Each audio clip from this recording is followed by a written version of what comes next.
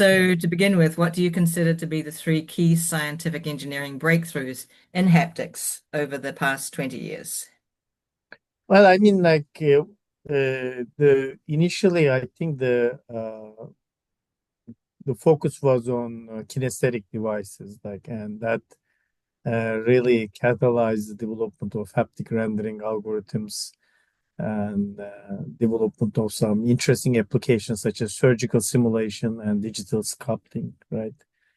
So the initial focus was mostly like robotic arms that can display force feedback. And I think the phantom arm from Sensible Technologies help the development of haptic fields significantly initially. And afterwards, I think the focus shifts from grounded devices to the ungrounded ones, like the development of 3D printing technologies and wearables help significantly to design really nice attachable haptic devices to the body, right? Um, and finally, I think I see that the research is more and more focusing on tactile feedback, especially through the surfaces, I think, because it has lots of potential applications in mobile computing, uh, especially like displaying tactile feedback from touch screens, right? So that's how the research has evolved over the last 20 years, I think. Okay. And then what products has haptics had the most impact on?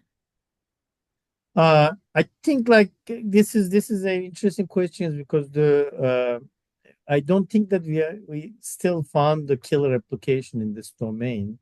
It made like haptics made some impact on smartphones, right? Like we have like Apple has a really very sophisticated vibrotactile haptic feedback. So you feel like you're pressing a button, but in reality, you're not really. There's no really physical button in there. Some gaming controllers and also some medical simulators. But I don't think that we found the killer application. What I mean by the killer application, the application that will reach to the masses, like the people outside, like they will use it on a daily basis. Uh, and maybe the surface haptics would be the path to reaching to the people, uh, to the public. I mean, so I that's one of the issues I think we need to find the killer application. Yeah. And then what excites you about the future of haptics? I'm a little biased, I guess, like surface haptics. Since I'm working on the surface haptics, that excites me quite a bit. I think that might be the path to the killer application. Because if we can somehow integrate tactile feedback to the touch screens of the commercial mobile devices, like cell phones and tablets, I think then the people on the street will know more about haptics, first of all, right? And they will also start using it. And it has lots of interesting and untapped applications. Like maybe I can give you some examples, like internet-based shopping, right? Maybe like 10 to 20 years from now, when you want to purchase your sweater, your pants, you're not going to just choose the color and size. Maybe you want to touch and feel the fabric, Mhm. and that might be possible. Like we may have really have interfaces for the blind. Currently, blind can only read text using braille, using braille devices, but they cannot really appreciate graphics or some more sophisticated visual information. So that's another potential application. Again, gaming, like I mean, addition of haptics to the gaming uh, can excite the users. So I mean, I'm thinking that like one big killer application may come from the area of surface haptics, especially in the area of mobile devices. And also, I see that there's a lot of there's a big development or like great progress in VR, AR, XR platforms, mostly in the visual displays. And addition of haptics somehow can increase the realism and task performance. So I mean, the haptics definitely have a potential in that domain as well. And maybe the killer application will come there because the prices of this VR goggles drop significantly. And if we can add some haptics on that, like some of those visual displays, I think people may be interested in purchasing it together as a one full package. And also, I think another one is in the area of robotics. Right? Robotics is growing.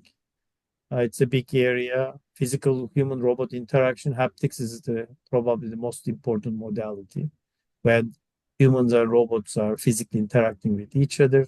They communicate through the haptic channel.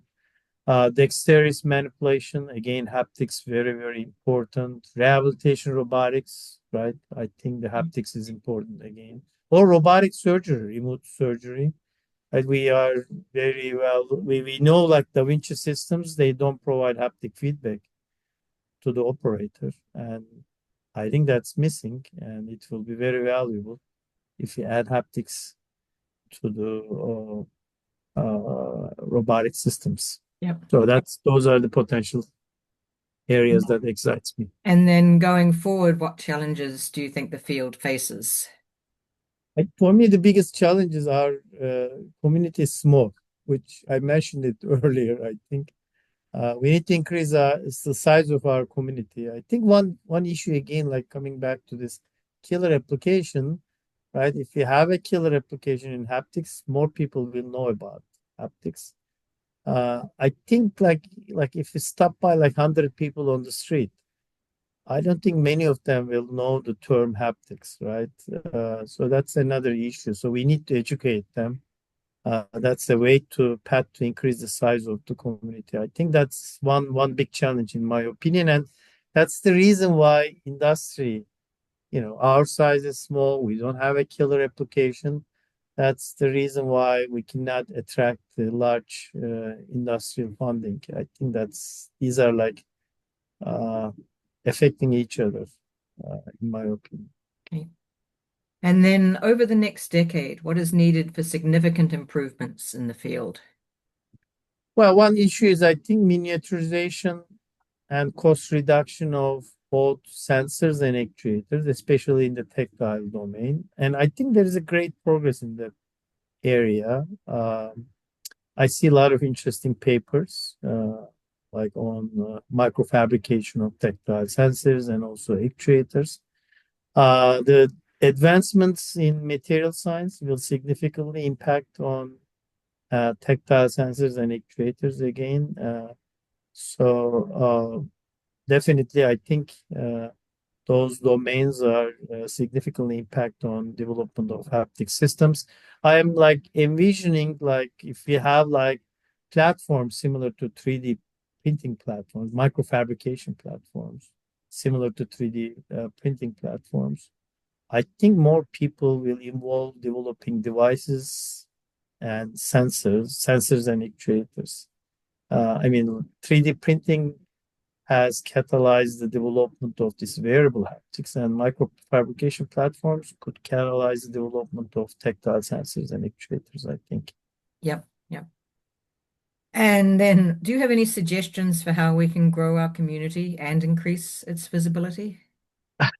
It's it's a loop, right? It is like the size is small. I'm well aware of it. I think one of the major one task is we need to educate the people, definitely. And I suggested that we should use social media to let them know what haptics is and what are the potential applications. Even these are like maybe futuristic applications. For example, I'm very excited about the potential future applications of surface haptics.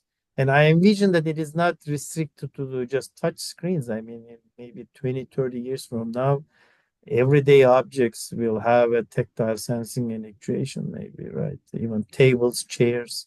So I think we need to educate the people about haptics.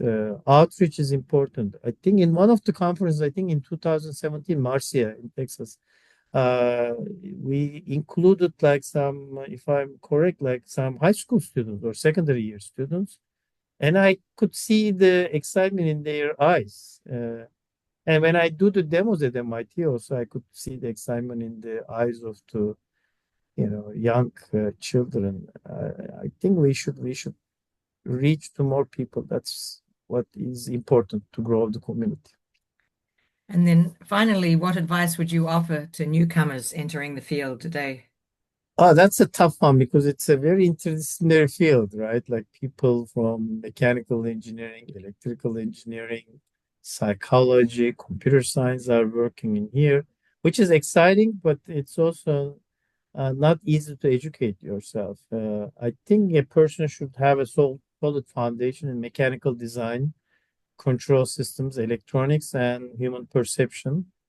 But I think the other areas are growing, like AI, neuroscience, and material science. These are really important areas as well. So taking advantage of the developments in those areas will be very helpful, I think, for the newcomers.